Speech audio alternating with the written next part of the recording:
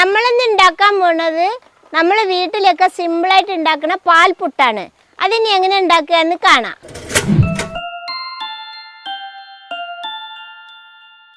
ഞാൻ അതിന് വേണ്ടി എടുത്തിട്ടുള്ളത് 2 കപ്പ് പുട്ടുപൊടിയാണ് എടുത്തിട്ടുള്ളത്. പുട്ടുപൊടി പറഞ്ഞാൽ ഏത് പുട്ടുപൊടിയായാലും എടുക്കാം. ആദ്യം നമുക്ക് ഈ പുട്ടുപൊടി ഒന്ന് കുതിർത്തി വെക്കാം. നമ്മുടെ പുട്ടുപൊടിയിൽ ഇനി പാകത്തിനുള്ള ഉപ്പിട്ട് കൊടുക്കാം. ഞാനിതിൽ 1 ടീസ്പൂൺ ഉപ്പാണ് ഇട്ടിട്ടുള്ളത്. നമുക്കിനി പുട്ടുപൊടിയും ഉപ്പും പാടെ മിക്സാക്കി എടുക്കാം. അല്ലെങ്കിൽ പുട്ടുപൊടിയിൽ അവിടെ ഇവിടെയൊക്കെ ആയിരിക്കും ഉപ്പ് പിടിക്കുക. നമ്മളിങ്ങനെ മിക്സാക്കി ഇടുകയാണെങ്കിൽ എല്ലായിടത്തും ഉപ്പ് പെട്ടോളും. വേണ്ടില്ലേ? ഇനി നമുക്ക് ഇത് വെള്ളം ഒഴിച്ച് കുതിർത്തി വെക്കാം. ഞാനിവിടെ 1 കപ്പ് വെള്ളമാണ് എടുത്തിട്ടുള്ളത്. അത് നമുക്ക് കുറേശ്ശെ ഒഴിച്ച് എത്ര വേണമെന്ന് നോക്കാം. മുഴുവനോടെ ഒഴിക്കരുത്. മുഴുവനോടെ ഒഴിച്ചാൽ ചിലപ്പോൾ കൂടിപ്പോവാൻ സാധ്യത ഉണ്ട്. നമ്മളിതൊരു 5 മിനിറ്റ് വെക്കുന്നുണ്ട്. അപ്പോൾ ഒരിച്ചിരി കൂടുതലായിട്ട് വേണം വെള്ളം നനച്ചെടുക്കാൻ. ഞാനിപ്പോൾ ഈ പൊടിയിൽ 1 കപ്പ് വെള്ളം ഒഴിച്ചിട്ടുണ്ട് കേട്ടോ മക്കളെ. ഇത് ഇനിയിപ്പോൾ ഇവിടെ ഇരുന്നോട്ട് ഒരു 5 മിനിറ്റ് ഇരുന്ന് മാവ് തരിയൊക്കെ ഒന്ന് കുതിർന്ന് വരട്ടെ. നമുക്കിനി ആ സമയം കൊണ്ട് ഒരു 150 ഗ്രാം തൂക്കം വരുന്ന 1 ക്യാരറ്റിന് ഈ സാധനത്തിൽ വെച്ച് നമുക്ക് ചിരണ്ടി എടുക്കാം. നമുക്കിനി ഇത് ഇങ്ങനെ ചെത്തിയെടുക്കാം, ഉരതിയെടുക്കാം.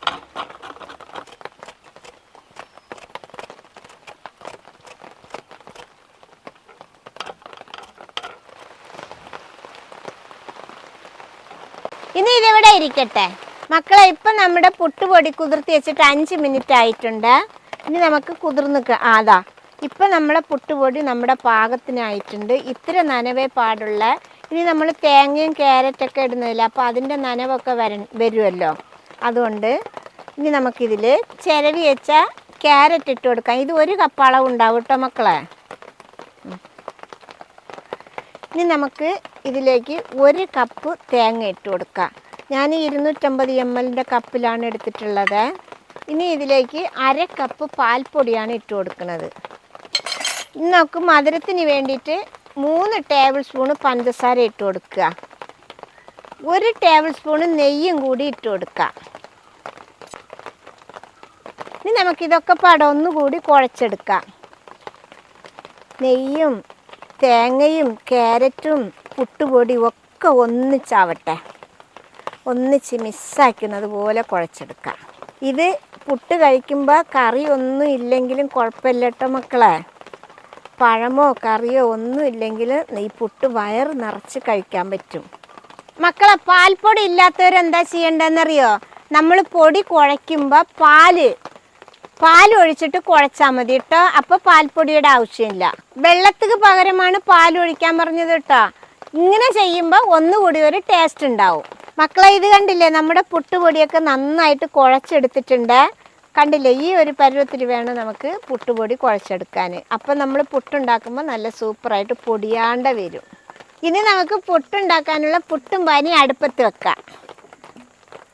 അതിൽ വെള്ളം കൂടി ഒഴിച്ചു കൊടുക്കാം.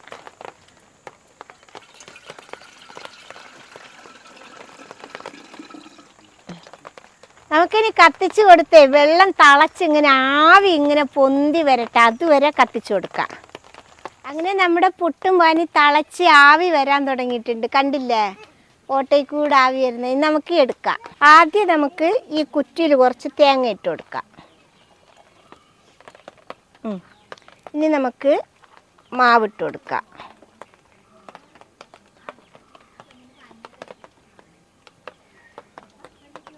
ഇനി ഒന്നുകൂടി തേങ്ങ ഇട്ട് കൊടുക്കാം.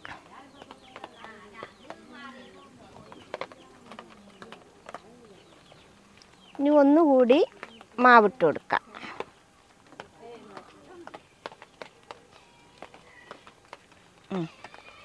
ഇനി നമുക്ക് കുറച്ച് തേങ്ങ ഇതിൻ്റെ മേലെ വെച്ച് കൊടുക്കാം.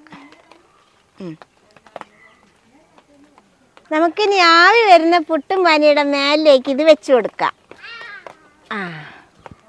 എന്നിട്ട് മൂടി വെക്കാം.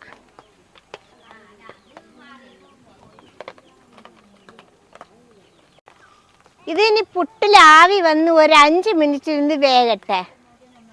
മക്കളെ നമ്മുടെ പുട്ടും ഇന്ന് ആവി വരാൻ തുടങ്ങി. ആവി വരാൻ തുടങ്ങിയിട്ടോ, കണ്ടില്ലേ ആവി ഇങ്ങനെ പൊന്തി പൊന്തി വരുന്നത്. ഒരു 5 മിനിറ്റ് കൂടി അവിടെ ഇരിക്കട്ടെ കേട്ടോ, നന്നായിട്ട് വേകട്ടെ. മക്കളെ നമ്മുടെ പുട്ട് വെന്തിട്ടുണ്ട്, ഇനി നമുക്ക് എടുക്കാം. പുട്ട് നല്ല മണം വരുന്നുണ്ട് കേട്ടോ മക്കളെ, നമുക്കിനി കുത്താം. അയ്യവാ, എന്താ മണം. ഇനി ഇതെടുത്തിട്ട് ഇതിലിടാം. ഇതേപോലെ നമുക്ക് എല്ലാം അത് ഉണ്ടാക്കിയെടുക്കാം.